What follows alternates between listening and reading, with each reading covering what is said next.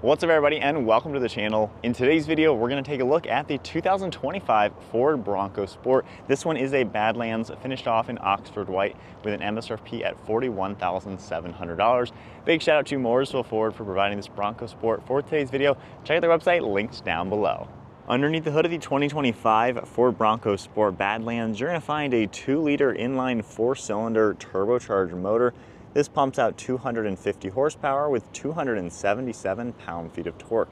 This is also 4-wheel drive with an 8-speed automatic transmission. Current weight is around 3,500 pounds. It also runs on a 16-gallon fuel tank. You can also expect 21 miles per gallon in the city with 27 out on the highway. The overall curb weight is around 3,500 pounds and max towing capacity can be as high as 2,700 pounds.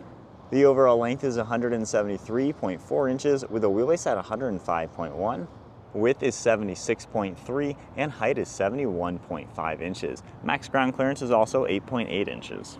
Taking a look at the exterior styling with the Ford Bronco Sport, this is the top of the line trim level as of right now. You're gonna get a pretty aggressive design. I do like the LED headlights, especially with the round look, along with the white light cutting into the grille. Has a really nice modern and retro style.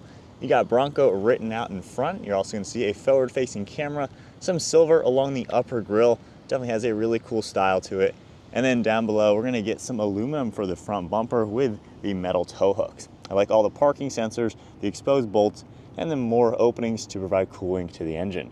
You have a small grille opening down below as well, LED fog lights, a little bit of plastic trim as well, and it just has a nice style throughout it. Definitely a funky looking retro car with a cool off-road appearance.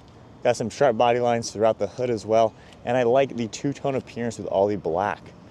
For the side, you're gonna get a set of 17-inch wheels finished in a satin black design with a multi-spoke look, an all-terrain tire as well, and then some plastic material for the front fenders.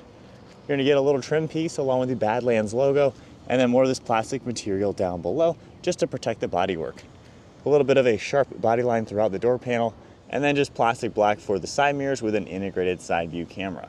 We have plastic black for the door handles, as well as black throughout all the windows. I like the two-tone roof.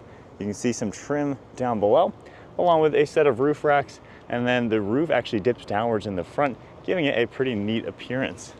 For the overall side profile, it's a pretty proportional car, has a very boxy style, just like the real Bronco, but this one with the smaller footprint has a really cool look overall. And then in back, you have a nice set of LED taillights. They let it very well in the red color. You can see more of the black for the roof, third brake light up above with your windshield wiper, and then Bronco's all written out in white font with the sport badge. Got the rear view backup camera, the glass and the door buttons, and then a plastic black rear bumper with all of your parking sensors.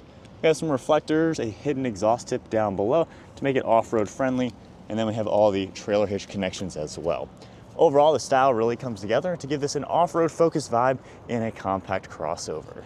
Taking a look at the key fob, we're gonna get lock, unlock, remote start and panic. It says Bronco on the backside as well. If I go ahead and lock this vehicle, you can just grab the door handle. It will automatically unlock and we can check out the interior. This one has a pretty cool gray interior with the leather type material all throughout it. For the door panel, finished off primarily in black. You can see this cool texture up above, finished off in a plastic, some gray color as well, memory seating, lock and unlock, and then all of the window and mirror controls down below. You can see some gray for the padded armrest, a little bit of storage as well. And then there are power controls on the seat. You can see the gray along the seat with perforations throughout the center. Has a pretty cool look to it with a nice rugged fabric making our way up the top. And then just a simple black steering wheel with a Bronco badge and black leather. And then now inside the 2025 Bronco Sport, keep my foot on the brake, we can fire it up. All the screens are gonna turn on. You got the logo as well as the name Bronco. On the left side of the steering wheel, we have a lot of cruise control settings along with Bluetooth and audio. And then on the right side, a few more audio controls along with a menu icon for the center screen. So you can see your tachometer and speed. If I hit the OK icon, we can exit out of there. You have off-road status, so we can scroll up and down and see all sorts of trip information, a basic view as well. So really nice overall, pretty cool display so far. Continuing down, we can also hit the menu icon, and then a lot of things you're gonna see in different Fords. So you can see just the seatbelt information right here and just continue through different menus. So overall, pretty nice setup for a gauge cluster. Definitely a pretty cool use of space and everything. And then just backing out of everything, we're back to the main screen. You're also going to get a set of steering wheel mounted paddle shifters for the 8-speed.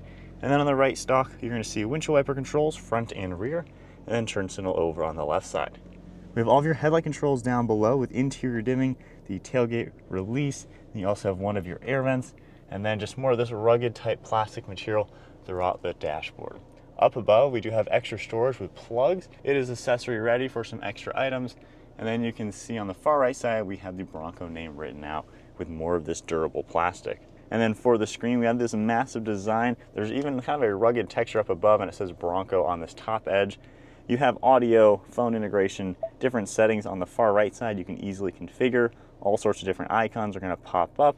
And then over on this right side, you can scroll this up and down and see more items. Certain screens you can easily mix and match by just swiping it, which is a really cool touch. Going back to the home screen, we have features as well. You can go into and see a few different items, and then going back to home, we have all of our apps. So Android Auto, Apple CarPlay, all of that will pop up. Climate control is all going to be integrated in the lower portion of the screen, which actually does make it very easy to get to. You have everything you need. Fan speed, you can easily toggle, swipe this up and down for the speed itself. Temperature, you can easily toggle that as well. We do have heated seats, heated steering wheel, and then your zones and everything right in the center. That'll also pop up with a nice menu, so it gives you a pretty good access. For the drive select down below, we can pop that into reverse. You're gonna get a massive backup camera with a top-down view, and then you can toggle this in and out to get a close-up of your trailer hitch along with parking sensors. Going here, you have a few different more screens you can view. We can go into that one for a 3/4, of course the 360 top-down, and then everything else. And then back into park, just pull that to the left. You're going to see extra air vents in the center, and then there are some physical controls down below. Auto start stop, the recirc, parking, and then your screen and camera. You have wireless phone charging down below with storage along with some plugs, 2 nice cup holders with a mini cup holder in the center, and then down below we have all of your drive modes. We have our GOAT mode you can easily toggle, and it will pop up with a really nice depiction for all different modes. So you have good ones for the street, off-road circumstances, or just inclement weather in general. So definitely a very well-rounded drive select for an affordable off-roader. We have the electronic parking brake as well, locking differential, traction control, 1 pedal drive as well, and then more of the gray color on the padded armrest. Popping that open, tons of storage space with the USB, and then you can see over here we have a large glove box. One last look at the interior. I like the updates for sure. I think that massive screen really fits the interior nicely. It's a simple interior overall, but pretty cool for the price point. And then on the seats, you can even see that Bronco logo with an extra storage slot. You have a basic light colored headliner, and then up above we have sunglass holder that will pop downwards, garage door buttons as well, and then a basic mirror. Taking a look at the rear seat space, I can just grab the door handle and open it up. Door panel is going to be finished off just like we saw up front with the textured plastic and then the padded armrest. We have the same seats with the smooth and perforated leather material, and then the nice fabric up above. This can seat 3 people. You're going to pull this down. You have a nice armrest along with cup holders. There are air vents back here. You also have a couple different plugs down below, and then we have all sorts of different areas to hang items, and you even have a storage pocket. So super usable back seat as well. And then up above, we can press these buttons, pull this down, and you'll have flat folding seats for better cargo space. So sitting in the back with the Ford Bronco Sport, so I'm 5'11", there is a ton of headroom. That dip you saw in the roof gives you this amazing headroom. So that is super nice to see. With the driver's seat at my height, my knees are very close to the seat. So obviously this isn't the biggest SUV in general. However, the seats are very comfortable. The bottoms too are nice and supportive for my legs. So honestly, I fit here really well, way better than a lot of other compact crossover SUVs. So overall, you got a lot of room, a decent recline. While it doesn't recline any further, this still is a pretty decent back seat. Moving on to the cargo space, if we just press the button on the left side, we're going to pop the glass and you can independently open that up, giving you a really good small entry point into the cargo space. That is a nice touch that many SUVs don't have these days. Closing that, we can just now press the button on the right side and manually lift it open, and we have the whole cargo area. This isn't the largest SUV in the world. However, there still is plenty of space back here. Have a nice rugged floor design. You can pull this up for a spare tire. A little bit of a cubby on the far right side. You have hooks as well as extra plugs, and then a nice light with the Bronco badge as well. On the left side, you're going to see a few more icons as well. And then from here, you are able to reach these buttons. And then with the front seats pushed out of the way just a little bit, at least they are both power operated, we can easily fold down the seats for all the storage. So definitely makes this a pretty useful utility vehicle. You have two different grab handles up above to close this. And then from the inside, you can see a Bronco logo underneath the glass, which is cool from the rear view mirror. From here, these fold nice and flat, giving you all sorts of space. There's a closer look at the little Bronco, but definitely a very roomy and practical car for being on the compact size. So setting off now in the Ford Bronco Sport, testing out the 2-liter version, of course. This seems like a pretty cool, compact, rugged SUV to drive. Has a pretty neat view around. The hood is really long. You can see the whole end of it. So it does give you kind of like a tough feeling when you're in this, which is pretty neat. Glass is all really large, so it's easy to see around. Really can't complain with that. Over your left and right shoulder, no blind spots or anything, and really good view overall. The mirrors are a little small, but you know, being a small car, it doesn't really get annoying or anything like that. It seems pretty nice and easy to see around. Steering is nice and light with enough weight to give you some feedback, and it has a really sharp turning circle. The engine is pretty peppy too, especially with an 8-speed. I'm really glad they didn't just put a CVT in this car. So it's nice to actually have a nice 4-cylinder and a nice normal transmission. But it seems like a pretty cool car to drive overall. The drive modes seem to help out. If you go into the eco mode, of course, throttle response really gets a little bit slower. And then sport mode, it's gonna give you a little bit more zip to it, a little bit more punch. You take manual control. And even just quarter throttle, I mean, you get up to speed without anything stressing. So it's nice and easy to drive this all the way back into normal now. It's a pretty comfortable riding vehicle too. You know, this is kind of off-road focused, so the suspension is going to be soft enough to be able to tackle bumps and things like that. So when you are on the road, it does translate to a pretty decently smooth ride. You can feel some of the bumps, of course. It still is nice and quiet. There's not really a crazy amount of road noise or wind noise. So it seems well-rounded to be a daily, but also it does have off-road characteristics to go on an adventure, a camping trip, or something to where you're going to be off pavement. I can see this being perfectly fine for that sort of circumstance. Coming to a standstill, brakes all do a nice job too. And then just keeping it in automatic normal. You know, really effortless, gets up to speed, and the engine's pretty quiet. It doesn't just sound like a stressed out 4-cylinder. It's a smooth sound, which is nice to hear.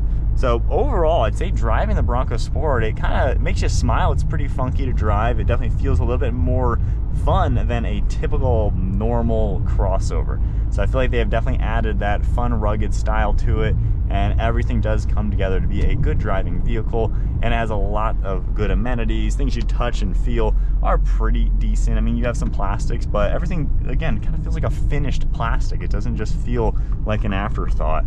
So I think they've done a pretty neat job to make this feel pretty fun overall with a lot going for it. So my honest thoughts with the Ford Bronco Sport. So like I said, I like how there is a 4-cylinder available. You know, the 3-cylinder is fine, obviously a much lower price point. It's gonna be in the $30,000 range. Once you hit the $40,000 range in this trim, you're looking at the 4-cylinder, which really does give it just a normal powertrain. Not everybody wants a 3-cylinder. I still think that's kind of an unproven platform. We don't know how well a 3-cylinder can really handle a vehicle. You know, is that gonna be something that's gonna wear out really bad by 100,000 miles? 4-cylinders, you can pretty much trust they're rock solid motors. So this one's a pretty good blend, very well equipped. I like the screen. I think it looks pretty cool on the interior. It all works fine. It's easy to use. Even the climate controls integrated into the screen are easy to operate too. Camera system works great. Seat comfort's nice. It's a pretty pleasant place to be, especially with all the controls. You can really just put the base up and down, but overall, you know, I have good leg support, good leg room. My arms are in a comfortable position. So it's a nice vehicle just to drive. I think they've done a good job giving you, basically this is the same platform as the Ford Escape, but it's kind of the rugged version of the Escape.